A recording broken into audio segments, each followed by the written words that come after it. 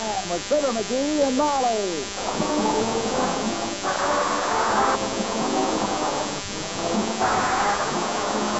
The first evaporated milk, Pet Milk, presents Fibber McGee and Molly with Bill Thompson, Gail Gordon, Arthur Q. Bryan, Dick LeGrand, Myra Marsh, and me, Harlow Wilcox. The show is written by Don Quinn and Phil Leslie and directed by Max Putto with music by the Kingsmen and Billy Mills Orchestra.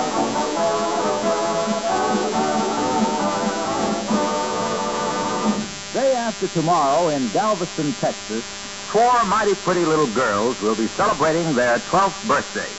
Yes, the famous Badgett quadruplets of Galveston will be 12 years old on the 1st of February. And what a difference 12 years have made. When Joan, Joyce, Jeanette, and Geraldine were born, they were such tiny, delicate babies, their parents wondered whether all 4 would really live. But you should see them now. Happy, healthy, well-developed youngsters who have had almost from the day of their birth the nutritional benefits of Pet Milk, the first evaporated milk. And they're still getting Pet Milk. Now, it isn't surprising that the doctor approved Pet Milk for their feeding. After all, Pet Milk is safe. As safe in its sealed container as if there were no germ of disease in the world. Pet Milk is uniformly rich. Pet Milk is always easy for babies to digest. And everyone at Pet Milk Company is glad and proud to have had some part in making February 1st a very happy birthday for the Badgers.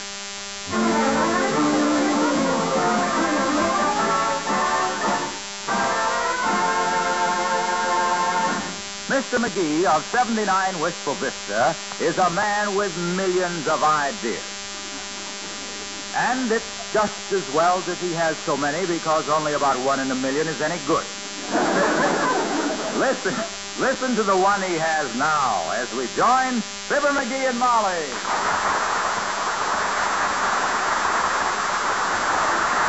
There I was, walking along, minding my own business. When out of an orange-colored sky. When out of an orange-colored... No.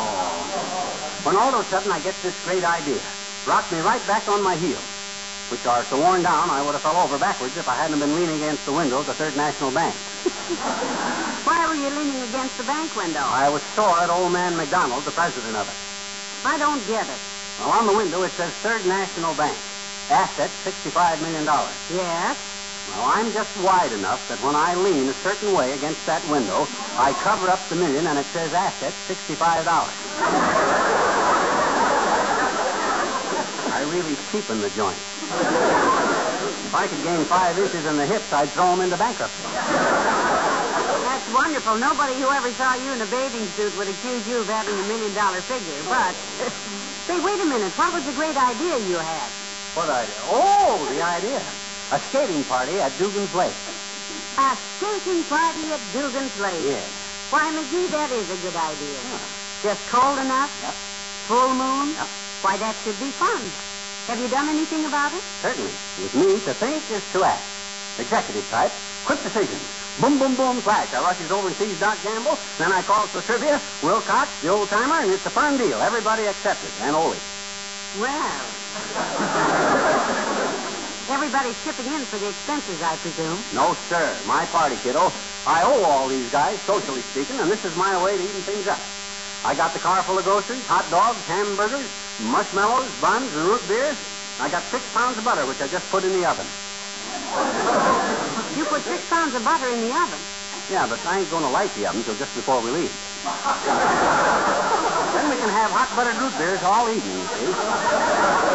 Oh, hey, I forgot to call Wally Wimple. Hand me the phone, will you? Here. Thanks. Hello, operator. Give me the residence of Wallace Wimple at 14th and... Oh, is that you, Mert? Oh, dear. How's every little thing, Mert? There's, eh? What's hey, Mert? You got pinched on your way to work this morning.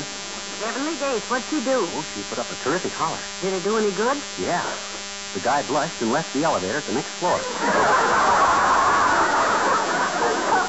What's hey, Mert? Okay, I'll call later. Thanks, Mert.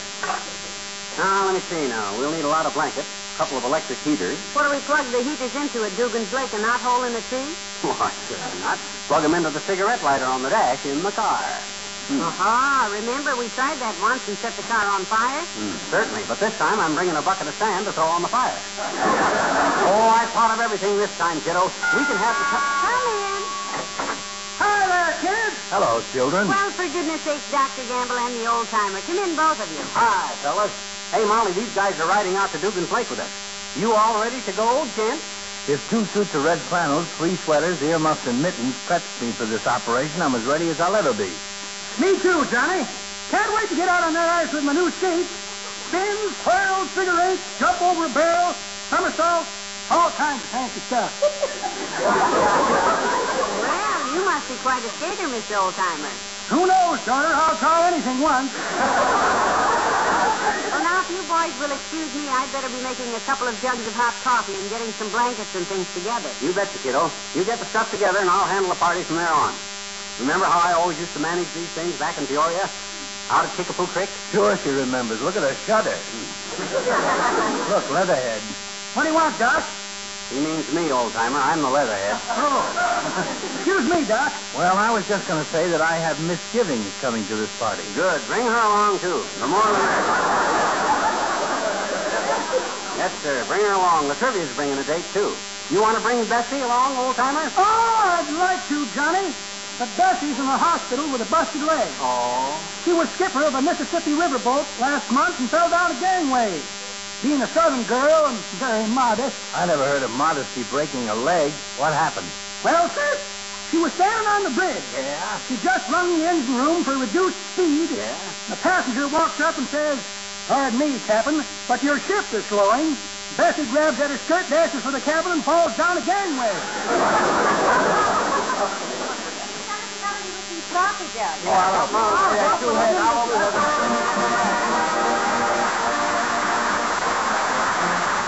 Billy Mills, the orchestra, and Lullaby of Broadway.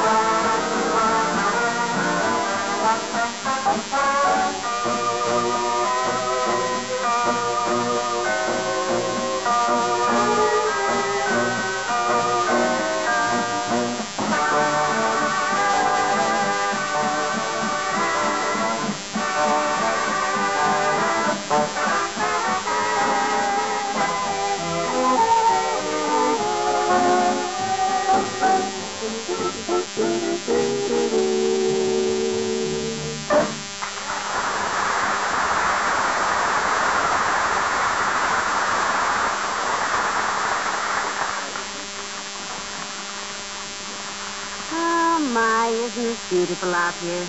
Bright moonlight, the ice just right for skating, and this wonderful fire. Yeah. Hey, Wilcox, get some more wood over here, boy. The fire's dying down. Hey, you wimp, shag yourself around and get some wood. And Ollie, shake it up, boy. We need some wood. Ain't this jolly, Molly? Very cheery, dearie.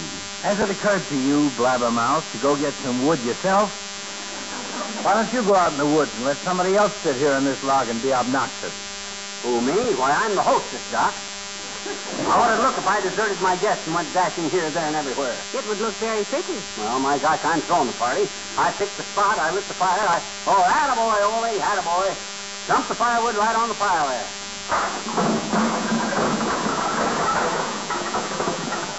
Heavenly days, look at all the wood. You must have gone back to town and chopped down the high school, Ole. Oh, I'm a good wood collector, Doctor. These woods is full of wood, but most of it is wood that's still trees. So I look through the woods till I find somebody's cabin with nobody home and a stack of firewood on the back porch. My gosh, Ole, you steal wood off of somebody's back porch? Oh, please, McGee, you think I'm a thief? No, sir, I just chopped off the back porch. I brought some wood, too, Mr. McGee. Well, good for you, Mr. Wimple. Just drop it on the pile over there. All righty.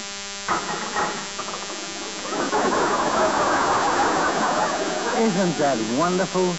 2 feet of snow, and Wallace finds a pencil and 2 umbrella handles under it. Now, you boys had better sit down here by the fire and relax. Yeah, just as soon as you guys bring in a couple more loads, you better sit down and enjoy yourself. After all, we're out here to have fun, you know. Well, I sit down and relax right now, McGee. Huh? If you want any more wood, you go steal it yourself. I'm just donating my time. Oh, my. I wish Sweetie Face was here. Sweetie Face, that's my big old wife. You really wish you was here, Mr. Wimple? Yes, I'd like to skate out on the lake with her in the moonlight, hand in hand, way out in the middle past that big sign that says, no smoking. What do you mean, no smoking? That sign says danger, thin ice. I know, but Sweetie Face never wears her glasses when she skates. Well, I think I'll skate a little myself. Mr. Wilcox seems to be having so much fun out there. See you later, folks. Goodbye, Mr. Wimple. Come back for a hot dog after a while. I'm the pound master, you know. I ought to get out and skate, too, but I'm too comfortable. That's quite a fire you got here, McGee, for an amateur pyromaniac. What you mean, amateur? Why, my gosh, back in Peoria, I was always in charge of this stuff. Remember, Molly, them fires I used to build on the shore of the Kickapoo Creek? Why, sure. I sure built some beauties, didn't I? Oh, you really did, Dave. I'll never forget the little one you built that night inside of old Tom McRae's barn because it was so windy outside. Oh, that one. And the barn was full of hay and was next door to the refinery, which was full of gasoline, which was the night before you left for Canada, which was a very smart move.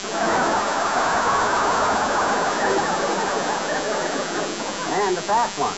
If I hadn't left quick in a boxcar, I'd have been rode out of town on a fire hose. You said That's me and the missus. That's before she lost my missus. Yeah. We used to do plenty of skating in the old country, McGee. Did you always build big fires, Ole? Missus, an old friends invent courting fires was not needed. He raised temperatures and eyebrows for 60 miles around. I bet you never had any skates like I got on, Ole. Hot sizes. Picked them up in a rummage sale for $1.50. Very cheap. Oh, sure, we have cheap skates in trading too. Hey, can you do what Holler Wilcox is doing out there, Ole? Look, he takes a long run and tries to leap over a pile of crates. Yes, and he hasn't made it yet. You break his neck. Oh, me and my missus, we do all trick stuff like that. Oh, you do? I kneel down on the ice and she jumps across me, and then she kneel down and I jump across her. Only this once I miss, and then did you ever notice a hole in my missus' neck? Like kind of like the sharp point of a skate? Then when we get tired, we race each other back to the sleigh, and nobody wins, always a tie. Neck and neck, eh? Oh, sure, all the way home in the sleigh. Well, when it's cold, that's it. Oh, hey, here comes Harlow. Looks like he's giving up. Couldn't you make it, son? Oh, no. No, I give up. What are you trying to do, Junior? Kill yourself? Oh, no. You see, pal, I've got 3 cases of pet evaporated milk stacked out there trying to jump over them. I keep falling down. We saw you, Mr. Wilcox. Gee whiz, it's no trick at all to jump over a barrel on ice skates. But pet milk is so wonderful, I just can't get over it. Mr. Wilcox. I don't get the connection, Mr. Wilcox. My missus uses pet milk, but she don't use it for yumping. We drink it in coffee. Well, it's great in coffee, Ole. Hey, does your wife use pet milk for cooking, too? No, for cooking, she uses a stove, Mr. Wilcox. It's a very small stove because my missus always likes a little oven. Oven, that is, a small one. Yeah. Well, you see, when you use pet milk in cooking... Hey, Molly, speaking of cooking, did you call the gas company about our range? Well, you think you got trouble with your range, McGee. You ought to see my daughter, Katrina. She's the one who married the airline pilot, Ole, huh? Oh, hey, speaking of airline pilots, above everything, they like good food. Let Ole talk, Junior. He's more interesting. And pet milk being a top-flight product, it's plain to see that I'm not giving you any prop wash when I say... Please, that, Mr. Wilcox, don't be so rude to ladies. I'm talking about my daughter, Katrina. Sure. You know, the one who married the airline fella? I go to her house last night, and all over the house it smells like gas. Speaking of gas, I had a patient the other night that needed more anesthetic than we had on hand. It seems he was a radio announcer and spent so much time on the ether that... Look, may I say a word here? Certainly, Mr. Wilcox. What's the word? Pet. That's a very nice word, Junior. Now that you've said it. Excuse me, may I finish? You go ahead, Ole. It smelled like gas at your daughter Katrina's house, the one she lives in with her husband, the airline pilot. Thanks, Mercy. Well, I say, Katrina, I say, what smells bad in here? And she says, Papa, my pilot light's out. Oh? And I say, it is? And she says, no, he does. My pilot lights out for Fort Worth, Texas this morning and leaves the gas stove turned on. So that's what I meant. Ole, that's very interesting. But to get back to your wife and her cooking, Ole. Yeah, I think I should. What time is it? Oh, it's early, Ole, and I'm sure that your wife, like millions of other good cooks, uses Pet's milk to add delicious, rich flavor to all her family dishes. At our house, we don't flavor the dishes. We just flavor the food. Molly says if you can taste the plates, Because Pet's milk, which is just good whole milk concentrated to double richness, adds extra amounts of nourishing milk substances to your favorite recipes. And, hey, is anybody listening to me? Well, then I'm going back and skate some more.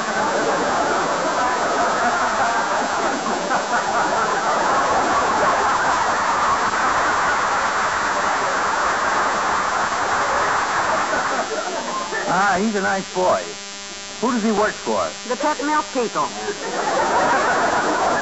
He used to be a wrestler, kind of a moan about town. Then he sold some kind of a floor preparation for a while, and then after that...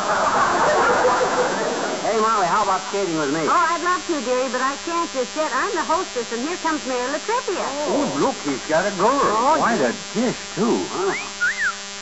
Must have a tap of the petticoat on. Listen to that Jane Russell. Well, hello, Mr. Mayor. Hello, everybody. Molly, gentlemen, and McGee. I'd like to introduce Miss Gwendolyn Flack. Gwen, this is Mrs. McGee, How do you do, I'm sure, Miss Black. Mr. Swenson, Mr. McGee, and Dr. Gapp. Very pleased, lady. Hi, sis. Miss Flack, your arrival has added a great deal of charm to this occasion, which, except for the gracious presence of Mrs. McGee, was conspicuous by its absence, and which, at least for me, augments the beauty of the evening to a tremendous extent. May I help you put your skates on, sir? I'll help Miss Flack with her skates, Doctor. She's a very pretty girl, Mr. Mayor. Well, of course. Miss Flack was chosen queen of the salmon run at Tillamook, Oregon.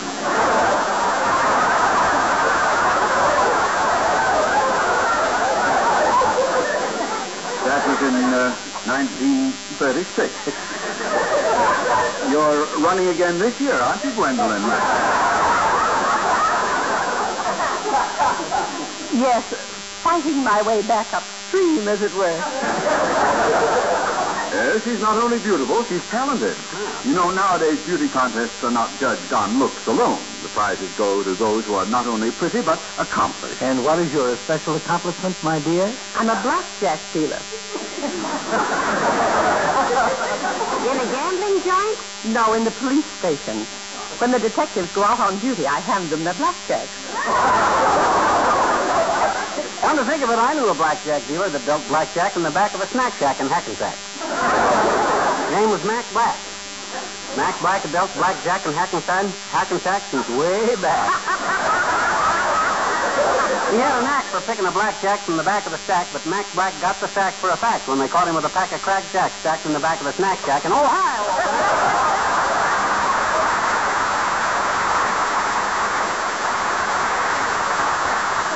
What have you been doing, old-timer? Oh, picking myself up mostly, Johnny. Oh? Been skating, but I spent so much time sitting down, I was,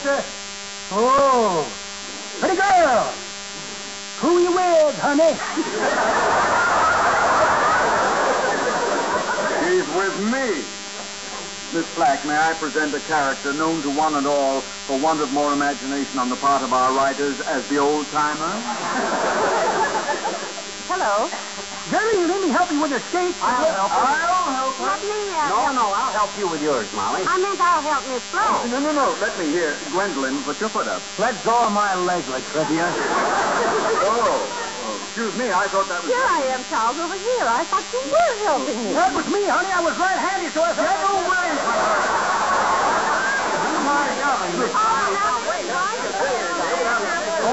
Come on, kiddo. Let's you and me get out of this. We ain't skated together yet tonight. Wonderful. Come on. You know, I don't know if I can even stand up on these feet. Now, left, right, Here we go. left, right, right. Ah, this is one. Moonlight on Lake Dugan. You know what I love about it? What? No mosquitoes.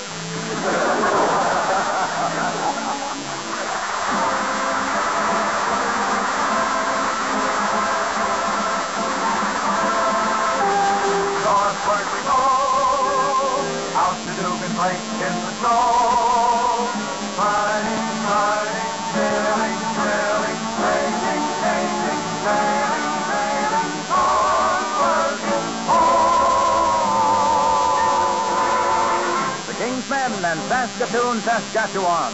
What a delight when I think of the night that I met you on in Saskatoon, Saskatchewan. Oh, what a thrill was the thrill down the hill I set you on in Saskatchewan. This is the breeze of the race of the skis I would bet you on in Saskatoon, Saskatchewan. I'd walk ahead while you rode on the sled I would bet you on in Saskatchewan. We might have been in the Alps, Just like you see in the papers, risking a couple of scalps. and cutting Canadian capers. It's gonna be nice to get back to the ice I would catch you on in Saskatoon, Saskatchewan. I'll charter a plane or a honeymoon train that I'll get you on in Saskatchewan. Oh, and below, when you're in love, you feel as though it's 98 above and so away you go across the paradise of ice and snow. We'll hibernate like a bear, Sleep in a cave that I'll dig you.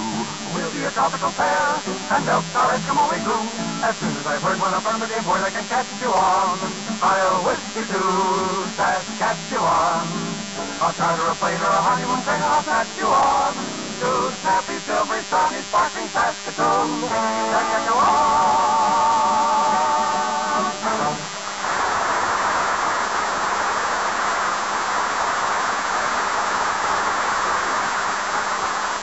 Hey, anybody think we need more wood on that fire? Fire's going great, McGee. Leave it alone. Gets any hotter, it'll make the lake dry up. Make the lake what, Mayor? Dry up. What's the matter, boy? Don't you like me? Oh, don't be a Another hot dog, anybody? No thanks, mistress. Not for me. Already I have so many dogs I probably chase cats all the way home. Hot dog, Miss Black? No, thank you. I have to watch my figure, you know. I should be easy, Miss Black, with all these fellows cutting you. By the way, Miss Black, or may I call you Gwendolyn? You can call her Miss Black. Take it easy, guys. Take it easy. Let's not have no rough stuff. This is strictly for fun, you know. What were you going to ask me, Doctor? Well, I was just going to ask you, Miss Black, if you're elected Queen of the Salmon Run again, what are your plans? I think I'll go up the river and pawn. My jewelry, so I can go to Hollywood. Give me another hot buttered root beer, will you, Molly? There you are, dearie. Anybody else? Mr. Wilcox? Mr. Wilcox. Huh? Oh, I'm sorry. I was helping Miss Black take off her skates. I helped her take them off a half hour ago. You did? Well, what do you know? Hey, ain't this fun? I sure know how and where to build a fire, don't I? I was always the one that was chose to do this back in Peoria, you know. I pick out the proper place. I personally send guys out for firewood. I arrange the... I would like to propose a toast. Oh. Well, isn't that nice? Quiet, everybody. Mr. Wimple wants to give a toast. Here, have some more root beer first, Mr. Wimple. Thank you. Consider yourself plugged in, Toastmaster. Shoot, Wimp. All righty. Here's to the girl with the light brown hair. The one that's cooking hot dogs there. Mrs. McGee. May I have 3? I thank thee.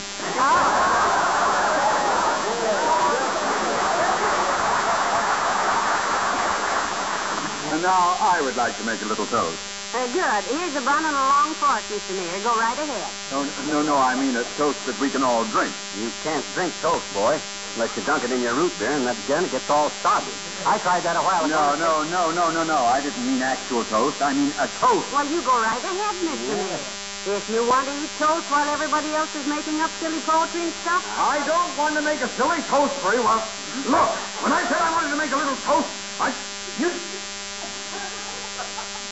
Oh, no. No, ladies and gentlemen, this is a real toast. Go on, Your Honor. May I have another hot dog, please, Mrs. McGee? To our host, Fibber McGee, a greatly misunderstood man. Oh, sir. To Fibber McGee, our host, who personally selected the site on which to build this magnificent bonfire, who is giving us this most enjoyable evening. Well, I hope so. Your friend and mine. The ice is breaking up.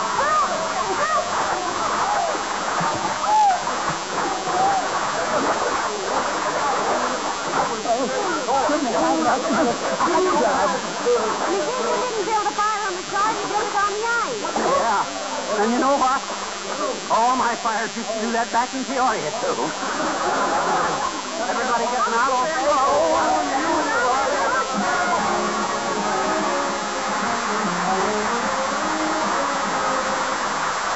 Fibber and Molly return in a moment. Pet milk, the first evaporated milk, is the first choice of many doctors who want to be sure of giving their baby patients the right start in life. Excellent examples of such babies, in addition to the Badgets, whom we mentioned earlier, are the Fulk quadruplets of Reidsville, North Carolina, the Hen quadruplets of Baltimore, the Collins quadruplets of the Bronx, New York, the Caspers of Passaic, New Jersey, and the Zarifs of New York City. All 24 of these famous babies were tiny and delicate at birth. All are sturdy, vigorous youngsters now. All were given pet milk shortly after birth. All are still thriving on this favored form of milk. Your grocer has pet milk. How about giving your children the benefits of this safe, easy-to-digest, uniformly rich milk? That's Pet Milk, the first food for millions of happy, healthy babies.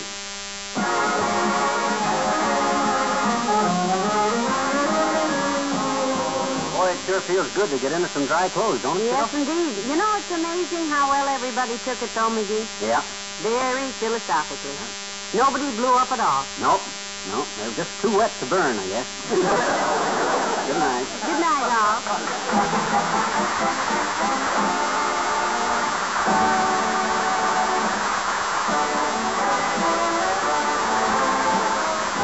The first evaporated milk, Pet Milk, brings you Fibber McGee and Molly each week at this time. Be with us again next Tuesday night, won't you?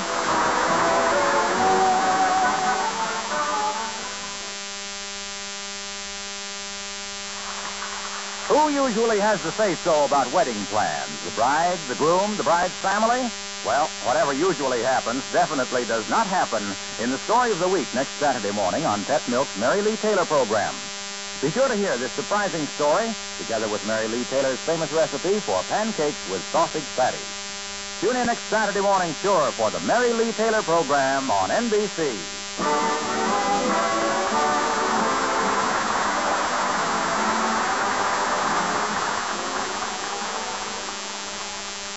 Steve Wilson fights crime in Big Town, next on NBC.